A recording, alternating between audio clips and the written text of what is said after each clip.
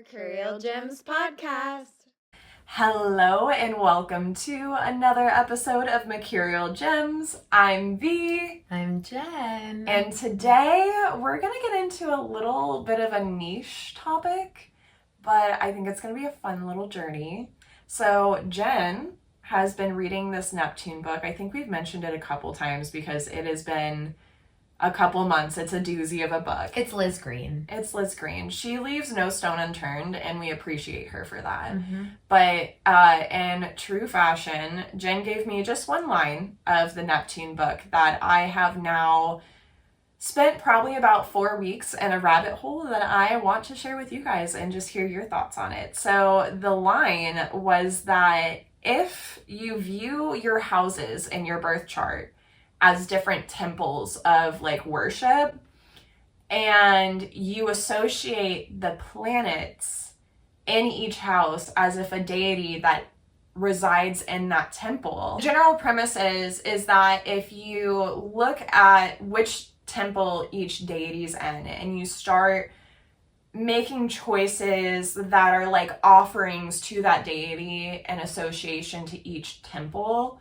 like you'll start alchemizing the higher expression of each planet. And I liked this take because obviously Jen is our astrology queen. She can like pull out of the ethers anything in astrology, but I think taking this like rerouted look into the deities and seeing each house as like this temple of like worship might be like a big word for some of us, but this temple of worship and just seeing what that looked like. So I personally have taken my birth chart and I've written down each house that has planets either in my natal chart, which if you're new to astrology, natal just means that those are where the planets are in my chart for the moment I was born, or the transit planets, which is the current sky today where these planets are touching my chart.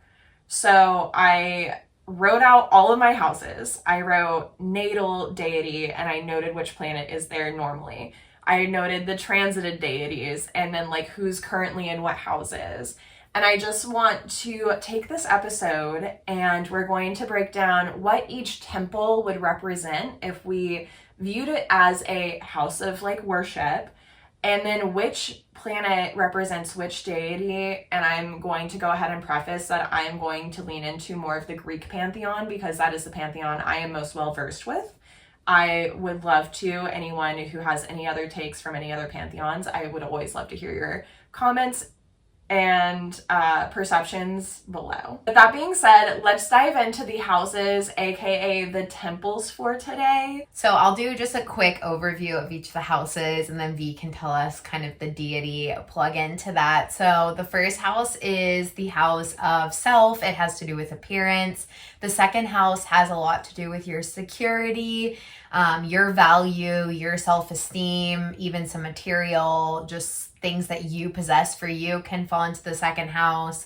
The third house has to do with communication. It has to do with your immediate environment and how things immediately around you impact your thinking and therefore the way you speak. Fourth house has to do with your sense of safety. It has to do with your roots, your ancestral line, the family, everything that helps to plug you down. The fifth house has to do with your inner child, your sense of fun, play, self-expression, everything that manifests as leaning into your joy, into your light. The sixth house has a lot to do with your routines, your daily habits, your mind, body, spirit health. It also is how you are of service to others and how your rituals end up contributing to your overall energy output and what you can provide. The seventh house has a lot to do with your close relationships, marriages, business partnerships, the people that you are just more intimate with in general. Then the eighth house has to do with transformation, rebirth energy. It has to do with other people's energy and the exchanges that you find yourself a part of, the merges you find yourself a part of. And the ninth house has a lot to do with higher education. It has to do with the bigger picture, other cultural norms, other people that you learn from, and how zooming out and getting to experience something outside of yourself helps expand your personal belief systems. 10th house has to do with your public image. It has to do with your career. It's the most public part of the chart. So a lot of what your legacy is, what society sees you as. Then the 11th house has a lot to do with future hopes and dreams. It has a lot to do with community and collective groups as a whole, the people you find yourself plugged into in your friend groups or just the groups that you're a part of and what those groups end up contributing to society.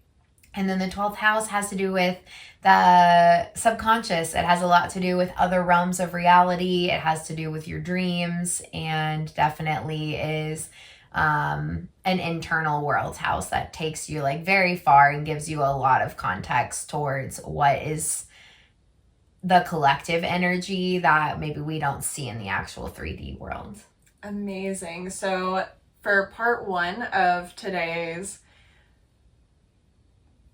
podcast, taking all of that and viewing each house as a temple is going to be really important. So the second piece of this formula is then adding the planetary association with a deity. And again, like I prefaced, we're going to stick mostly to the Greek and Roman pantheon. In mythology, the sun would be associated with Apollo, the moon would be associated with Artemis, Mercury is going to be associated with Hermes, Venus would be Aphrodite, Earth, although we don't talk about Earth in astrology, I just wanted to shout out Mama Gaia because she's really doing the work while we are killing the planet. Then you have Mars being ruled by Aries. Then you have Jupiter, which would be associated with Zeus. Saturn is associated with Kronos. Neptune is associated with Poseidon. And Pluto is associated with Hades. And then Uranus is going to be associated with Uranus. So with those associations, we're going to dive a little bit deeper into the energies. But that is the planetary association for each deity, which then, if you're following along with my formula at home, you would plug each deity into whichever house that planet is for you. So now let's talk about the energy. And this is where I'm going to give a little bit more of like my own rabbit hole context of where I've been going with this and why Liz Green has sent me into a whole new dimension of processing astrology. So I want to talk about Pluto for a second in my own natal chart and then in my own transit chart. So Pluto natally for me is in my 12th house. So in the temple to deity association, in my temple of my subconscious mind, I have Hades. So for me, this manifests a lot as my dreamscape is truly where I get so many downloads from him. So when I sleep, I either get prophetic dreams, I have ancestors visiting me. I often wake up feeling like I lived a whole day versus actually slept, because I'm going places in my subconscious sleep, and it's all for my higher good. Transit speaking, currently Pluto or Hades is in my he's visiting my third temple, the temple of communication. So what I've noticed in my own personal practice that I've been using this formula to dissect more is, if you don't know, I work with Hades in the 3-dimensional as a deity. So this is why I've really stuck to Pluto for my first example. And I'm just trying to like logic out how my personal relationship with the deity Hades and how he prefers offerings from me, and then looking at that in my chart. So I grew up mostly a solitary practitioner. A lot of my stuff was, very subconscious. Like I wasn't communicating with other people. I was doing it behind closed doors in the privacy of my own aloneness. But I wasn't alone. So now Hades just left my second house, and I will say for the last several years, I have felt this need to bring my career and my deepest parts of my spirituality to the surface, but because it's such a subconscious practice for me natally, I feel like the last few years I really have been like not trying and failing, but it's just like I couldn't quite figure out how to make A plus B equals C, right? But now that Pluto is in my third house, so Hades is in my temple of communication, we have this podcast. We started another podcast last year when Pluto had initially went into Aquarius, which would be my third house. And it has evolved into this podcast that you're watching right now. Thank you. Like and subscribe if you like what you see. I also have started offering my own very niche astrology readings. I do Chiron chart readings. Jen does full astrology chart readings. I'm going to circle back to that in just a second because I do actually have another planet in my natal third house. But I think with Hades being in that temple now, I have like a different kind of confidence. It is always a little darker. Dark does not mean bad, but like my thoughts are like deeper and maybe a little more darker and transformative than like most people meet their spirituality with, because I literally grew up doing all of the shadow work. And so I forget a lot that some people have entered this path through a much more like light path. And so I say things and I can see it offsets people. But as I'm communicating my knowledge of the spiritual realm, the craziest shit has been alchemizing in my life. As long as I speak them and own them in a way that my subconscious mind hasn't always done so. Now, I have another planet in my third temple always. In my natal chart, I have Uranus, which would be in deity speak, Uranus, which is the god of the sky and the starry heavens above. And if there's one thing that I've really, really leaned into is I have started offering birth chart readings, which is quite literally communicating to people about the starry sky heaven above us. And it's been working out really fucking well for me. Another good example is Jen has Saturn in her sixth house. So the sixth temple would be the temple of like health and routine. And she has Saturn there always, which would be Kronos, which is like, he is a god of time. He's also known as a god of harvest. So Jen has her happiness formula. I know long-term listeners know the happiness formula well. This came about during Jen's Saturn return. Mm-hmm. The more she's committed to her health journey, and not in an obsessive way, which can happen in the sixth house, but in a way that is just a healthy alchemy of like every time she actively chooses to go on her runs or do her like exercises or anything else that is on her happiness formula, that is like an offering to Saturn. And the difference in your life pre-happiness formula versus post-happiness formula really helps with that whole, like, if we view it as the planet that is the deity we should be giving offerings to, but the offering should be in correlation to whatever the main theme of the temple is. I think you're actually a great example of that. Thanks. Yeah, can you give us a little example of each of the different planet deities, just like some of the offerings that you kind of feel associated with starting at the beginning? Yeah, absolutely. So removing the temple from the equation, just focusing on the planets a little bit. So starting with the sun is associated with Apollo.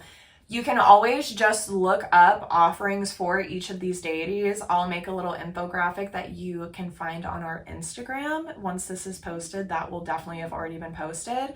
But when I think of Apollo, the very first thing obviously is that sun association. So literally getting outside, getting in the sunlight. He's also associated with like moderation and a little bit of like law and order. So if you're doing things that, you know, if you see injustice in the world as you are walking throughout your day and you like go out of your way to kind of help the underdog. Like that's very Apollo energy. Then we go to Artemis. Artemis is our moon goddess. So I always associate her with bears, stags, which are deer. She is like the goddess of like childbirth. I think she's very helpful for maternal figures, like giving time and space for that. Then we have... But an offering for Artemis would be just honoring the moon cycles in your life, noting where the moon is, maybe performing moon rituals, making moon water, any of the moon energies will be a good offering for Artemis. With that same logic, making sun water would be really good offerings for Apollo as well. So then moving into Mercury, which is Hermes. Hermes is like the messenger of the gods. So regardless of where Mercury resides in whatever temple, there is having a layer of communicating whatever that temple is that Hermes is in is going to bring that in itself is like a verbal offering to that god, to that deity. So I feel like for Hermes, just like giving some space and time to actually communicate is really important. Being able to spend some time reading or learning something new. Gathering information also definitely counts for Hermes. Getting to use your brain. Yeah, absolutely. So then we have Venus or Aphrodite. So lots of love energy. What can you pour more love into? Aphrodite like loves beauty. So spending some time actually like bringing fresh flowers into the environment or bringing something that's a little bit more romantic into your space is really important. So for example, if your Venus is in your 6th house, that would be like towards like where can you bring more beauty in your life of health? So like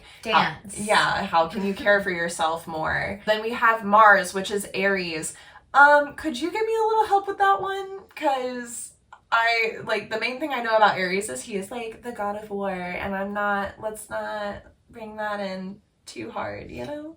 I think just using fire magic is super important when you're channeling into that Mars energy, finding something to be passionate about. Also finding a way to actually output your energy is really important, but advocacy can also be really good for honoring your Mars. Yeah, use your willpower, but in a way that's going to be productive. And I do think just simply having fire element around is always a good way to just embrace internal fire. Yeah, so after Mars, we have Jupiter, which would be Mr. Zeus. Loves big love. He loves big love. He has big praise. Praise is more of the word. He has a big ego, which can be a little shadowy, but it's also like owning his fullness. Like he's not someone who's going to make himself smaller for anyone, and you shouldn't either. Like where can you expand into in a deeper level of your knowing? How can you take up space more? Taking up space more is such a good way to honor Zeus. We tend to do Jupiter rituals a lot, so it's funny. Yeah, it is. It is. We're both Jupiter ascendants though, so Zeus is not just in our house of self, but on our sense of self. So us doing rituals to honor Jupiter is like always, we literally moved to Asheville to be under our Jupiter lines. So like he's loud in this house, which is so funny because I think we don't give him enough credit.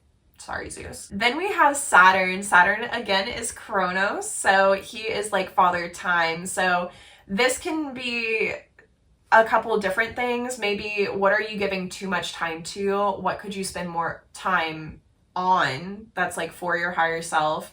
And it's also, he's a god of harvest. So like if you put in the time, energy, and effort in whatever temple he resides in, you are going to have bountiful harvest. If you're not putting that time, energy, and effort into the things that he wants you to, the harvest may feel more lacking. It's not necessarily that I won't be there. It just might feel lacking.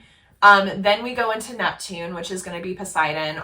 Again, water magic is just a really easy way. He's like a god of the sea. So especially if you have the privilege and opportunity to be close to the beach, like literally like sea magic, bringing some salt water to your altar, seashells, etc. Very good Poseidon energy. alchemizing this into the logic of like offerings in our birth chart. It always is going to depend on the house, but you can always sprinkle in water into that area of your life. I even think like doing showers and using that as a chance to cleanse and refresh your energy is always a really good way to work with water magic. Absolutely. And just as a general note, if you're not setting your intentions while you're showering, you're missing just like such an easy little, like, I don't have time for magic, but you had time for a shower. Like, it's a magically mundane moment. Then we have Uranus, because I skipped him last time.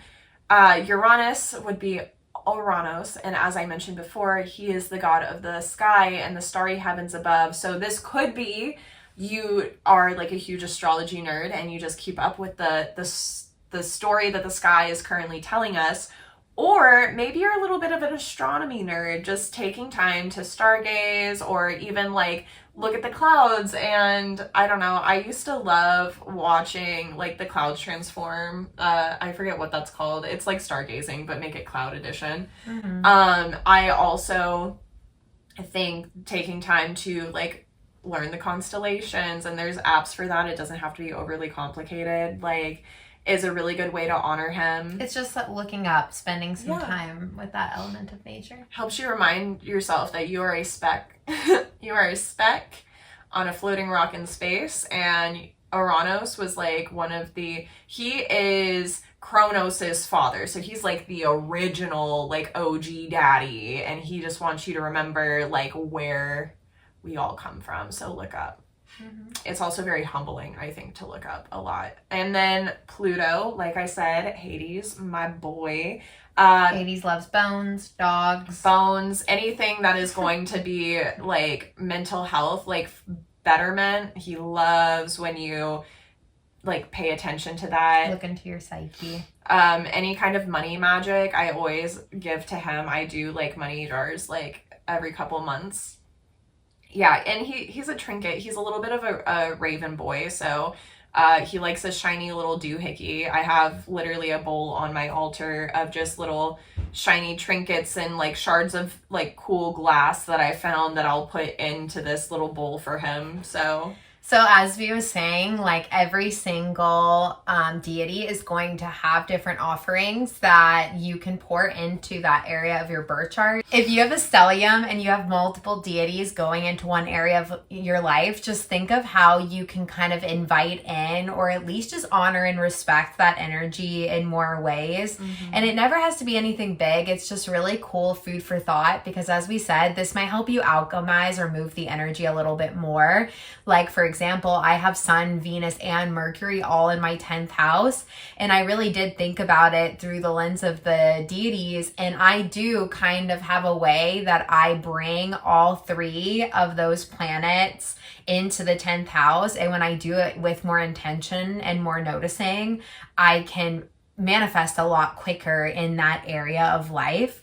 So this is obviously deep food for thought. It can take a lot of personal calculating. And then, as we said, the current sky is always moving all the planets around to help teach you something. So maybe start with your natal chart. And then we use apps like Chart, Time Passages, some of the apps that can give you where all the planets are currently in the sky, or you can always just look it up, can give you even more context to what deity is working in what area of your life just temporarily. Maybe that gives you some other food for thought, but this is all just to really help enhance your noticing, your paying attention, and to add a little extra level of mindfulness. Because the more we actually pay attention to these patterns that are always existing around us, the more we can actually contribute to their power and magic. Because the more we notice, the more things just grow and blossom, and we love to find ways to add more of that into our life. Especially if you're watching this in 2025, I think what inspired me to go down this rabbit hole the most was just that we've had a lot of very big energy shift into houses that I have no like really like deep understanding of. So it was just a really easy way for me to feel more grounded in my practice, having all of these big major planets be in completely different houses. Yeah. So maybe it'll help you too. Yeah, if you ever want more readings or you want to know more about your own personal Astrology, you can check V and I out. We have our main website at sensiblewellness.com where we have all of our offerings up. We are local in Asheville and do offerings here too, so you can always reach out to us if you are in the area. Yeah. Please keep supporting our YouTube. It means the world to us. Like and subscribe, and definitely comment and let us know what you think of this episode. And we will see you in future episodes. Thank you. Thanks. Bye.